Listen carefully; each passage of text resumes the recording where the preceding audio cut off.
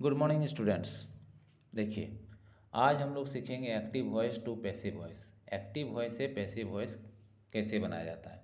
तो active voice से passive voice बनाने के लिए सबसे पहले हम लोग को एक्टिव वॉइस क्या होता है वो जानना होगा, पैसिव वॉइस क्या होता है वो जानना होगा।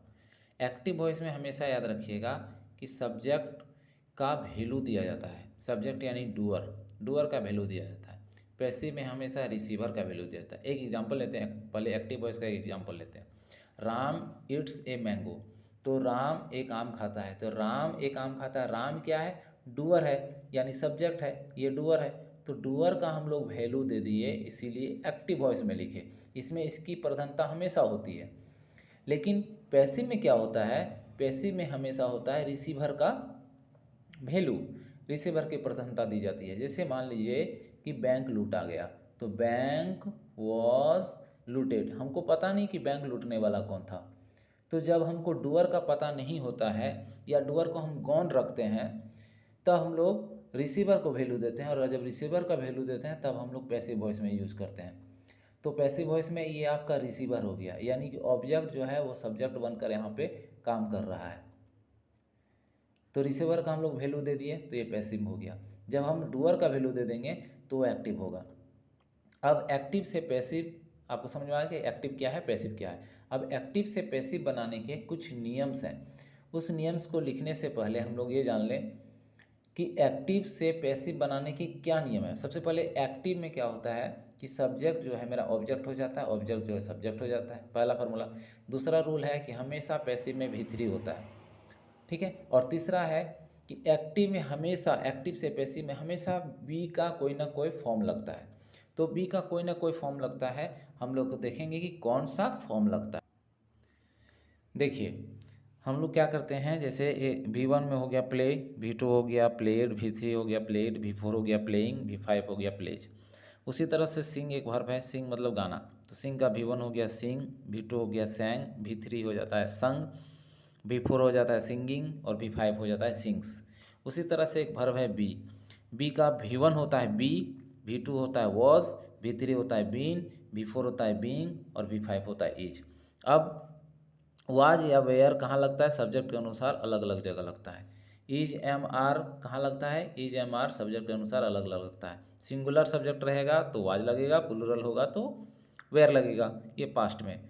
और सिंगुलर सब्जेक्ट रहेगा तो इज लगेगा, प्लूरल रहेगा तो आर लगेगा और आई रहेगा तो एम लगेगा। ये बी के फॉर्म में हम लोग जानते हैं। अब एक्टिव से पैसिव बनाने के नियम तो हम लोग एग्जाम्पल से समझेंगे कि एक्टिव से पैसिव कैसे बनाया जाए। एक एग्जाम्पल में एक सेंटेंस है, Ram is playing cricket. Ram is playing cricket. तो सबसे पहले हम लोग देखेंगे कि राम इज प्लेइंग क्रिकेट में ऑब्जेक्ट क्या है, सब्जेक्ट क्या है। तो ये है सब्जेक्ट, ये है आपका ऑब्जेक्ट, ये है आपका वर्ब। अब फार्मूला कहता है कि ऑब्जेक्ट सब्जेक्ट हो जाता है, तो ऑब्जेक्ट सब्जेक्ट हो जाएगा। तो क्रिकेट जो ऑब्जेक्ट था पैसिव में क्या हो जाएगा, हमेशा याद रखिएगा ये एक्टिव वॉइस से पैसिव वॉइस बनाने में ऑब्जेक्ट जो है सब्जेक्ट बन जाता है। तो ये है आपका एक्टिव वॉइस। जब हम इसको पैसिव वॉइस बनाएंगे, पैसिव वॉइस बनाएंगे तो ऑब्जेक्ट हो जाएगा सब्जेक्ट। ऑब्जेक्ट क्या है, क्रिकेट, तो क्रिकेट हो गया सब्जेक्ट। और सब्जेक्ट ऑब्जेक्ट हो जाएगा, सब्जेक्ट ऑब्जेक्ट हो जाएगा, बाय के साथ लिखाएगा और एजेंट कहलाएगा। ये बाय के साथ लिखाया और एजेंट कहलाया। अब ध्यान दीजिएगा, एजेंट पैसिव वॉइस में लिखना ज़रूरी नहीं है, लेकिन हम लिख सकते हैं, नहीं भी लिख सकते हैं। अगर हम बाय राम या जो भी मेरा सब्जेक्ट बाय के साथ लिखाएगा उसको हमको लिखने की ज़रूरत नहीं है। लेकिन अगर हम पैसिव बना रहे हैं, एक्टिव से पैसिव, तो हम उसको लिख सकते हैं, ज़रूरी है, समझने के लिए भी लिख सकते हैं। तो पहला फार्मूला था कि ऑब्जेक्ट सब्जेक्ट हो जाता है, तो कि क्रिकेट जो है आपका पहले आ गया। सब्जेक्ट ऑब्जेक्ट हो जाता है, बाई के साथ लिखाता है, तो राम ऑब्जेक्ट हो गया, बाई के साथ लिखा है और वो क्या कहलाया, एजेंट कहलाया। जानना जरूरी है, एजेंट कहलाता है। एजेंट आप लिखिए ना लिखिए कोई दिक्कत नहीं। उसके बाद पैसिव में हमेशा याद रखिएगा V3 होता है। तो इसमें वर्ब क्या है, तो वर्ब है प्ले, प्लेइंग है वर्ब है, तो प्ले का V3 मेरा यहाँ होता है प्लेड। देखिए यहाँ पर भी लिखा हुआ है प्लेड, तो ये हो गया आपका प्लेड V3। अब देखिए सब्जेक्ट जो एक्टिव मेरा, एक्टिव में जो भी टेंस रहेगा याद रखिएगा टेंस कभी भी नहीं बदलता है। एक्टिव से पैसिव में टेंस कभी नहीं बदलता है। तो अगर एक्टिव मेरा प्रेजेंट में है तो पैसिव भी मेरा प्रेजेंट में ही होगा। तो यहाँ है राम इज था, इज यानी प्रेजेंट दिखा रहा है तो क्रिकेट इज ही रहेगा। हाँ, ये इज एम आर बदल सकता है अकॉर्डिंग टू द सब्जेक्ट। अगर यहाँ प्लूरल सब्जेक्ट होता है तो इज की जगह में आर हो सकता था।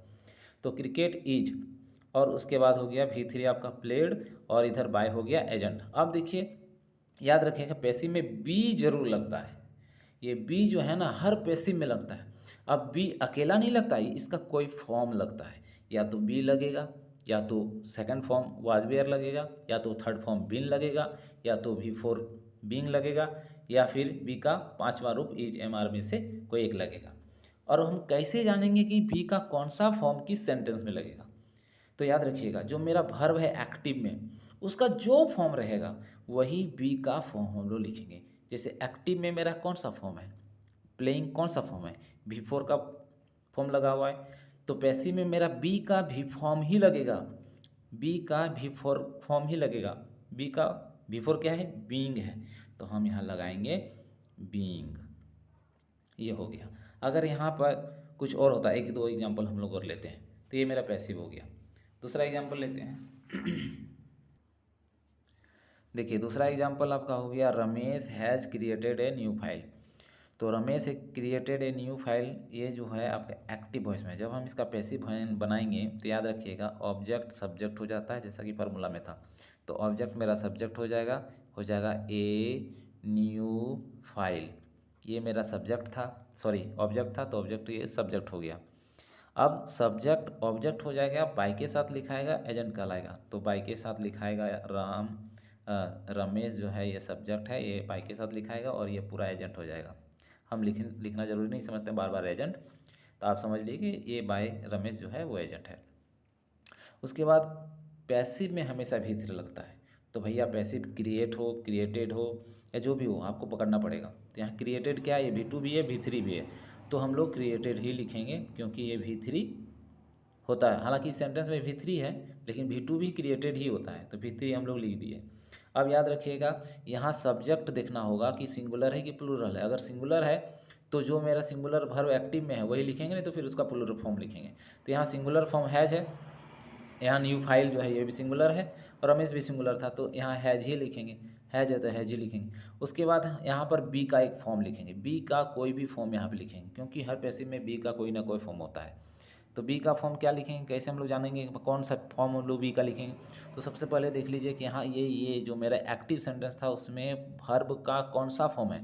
तो ये वर्ब का भाई तीसरा फॉर्म था, तो बी का हमको तीसरा फॉर्म ढूंढना है। बी का तीसरा फॉर्म ये है V1, ये है V2, ये है V3, यानी बी का तीसरा फॉर्म हो गया बीन। तो हम लोग यहाँ पे लिखेंगे बीन। अगर हम लोग ऐसा लिख देते हैं तो ये सेंटेंस मेरा कंप्लीट हो जाता है, पैसिव बन जाता है। अब तीसरा सेंटेंस हम लोग देखेंगे एग्जाम्पल में। अगला एग्जाम्पल है मोहन कैन हेल्प राजू। ये हो गया आपका एक्टिव वॉइस। इसको हम लोग पैसिव बनाएंगे, फिर से वही फार्मूला आएगा कि ऑब्जेक्ट जो है आपका सब्जेक्ट हो जाता है। तो ऑब्जेक्ट इसमें राजू था, ये सब्जेक्ट हो गया। सब्जेक्ट ऑब्जेक्ट हो जाता है, देखिए भैया हो गया, ये मोहन जो है वो ऑब्जेक्ट हो गया। और बाय के साथ लिखा था, बाय के साथ लिखाया, क्या कहलाता है, एजेंट कहलाता है। तो एजेंट, ये एजेंट हो गया।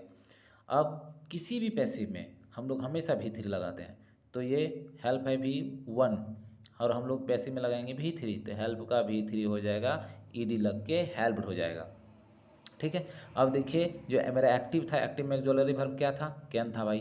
तो राजू भी सिंगुलर है तो कैन ही रहेगा। वैसे सिंगुलर प्लूरल में कैन से कोई मतलब नहीं है। तो एक्टिव में मेरा कैन था, तो पैसिव में भी कैन होगा ही होगा, पैसिव वॉइस में भी होगा। अब देखिए यहाँ बी का फॉर्म लगेगा।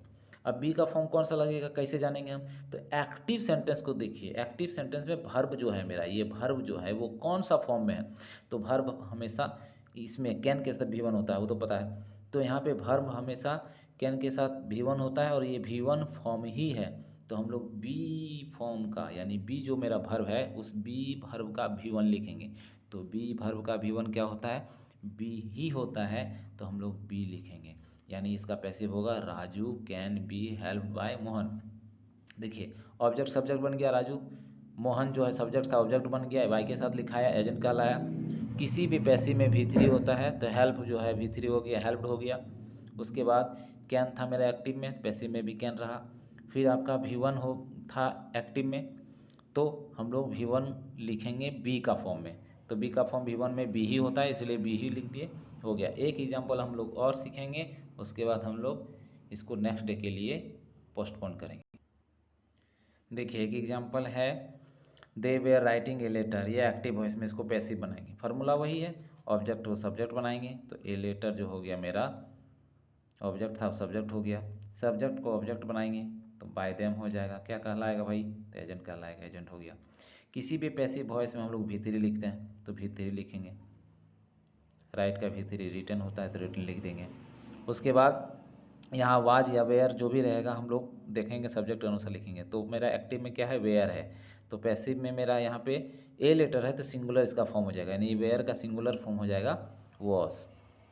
अब हम लोग यहाँ बी का फॉर्म लिखेंगे, बस यहीं पर आपको ध्यान देना है कि बी का कौन सा फॉर्म लिखेंगे। तो भैया पकड़ो, यहाँ पे क्या है, भी राइट का बिफोर फॉर्म है, यानी राइटिंग है, तो बी का हम लोग बिफोर फॉर्म लिखेंगे, यानी बीइंग लिखेंगे। तो यहाँ पे हम लोग लिख देंगे बीइंग। अब इसका आंसर हो गया पैसिव वॉइस में a letter was being written by them, ये मेरा पैसिव बन गया। इसको हम लोग कंटिन्यू करेंगे सेकंड चैप्टर में, क्योंकि ये वीडियो बहुत लंबा हो रहा है। अगर ये वीडियो पसंद आया तो लाइक कीजिए, सब्सक्राइब कीजिए। जय हिंद, धन्यवाद।